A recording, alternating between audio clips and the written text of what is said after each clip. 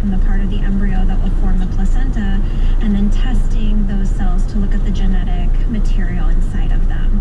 And that can be used either to screen for what we call aneuploidy, which is whole chromosome abnormalities.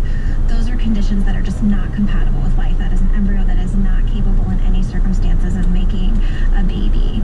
The other thing we can do with that pre-implantation testing is look for what we call monogenic disorders, which are single gene disorders that may be carried by one of the parents.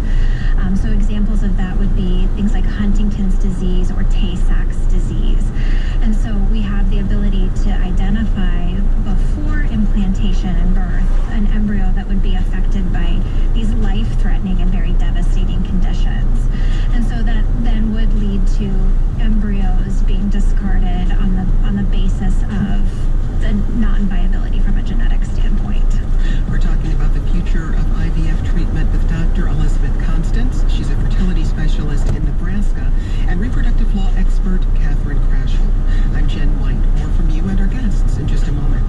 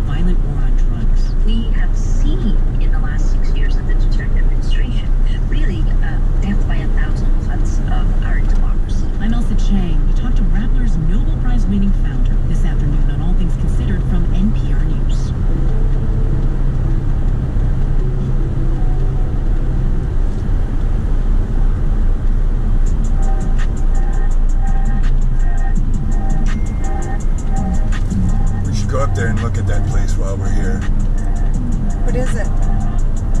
It's a cool lodge. It's a golf course thing, but it's a cool lodge.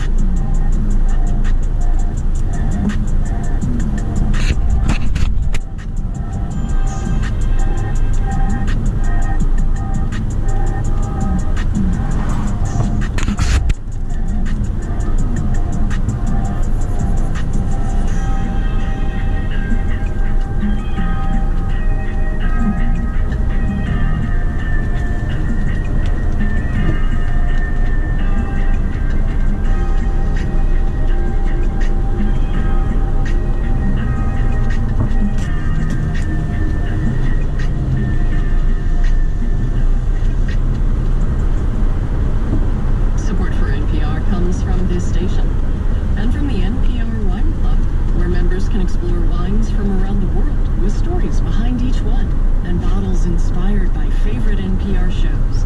Available to adults 21 or older. NPRWineClub.org.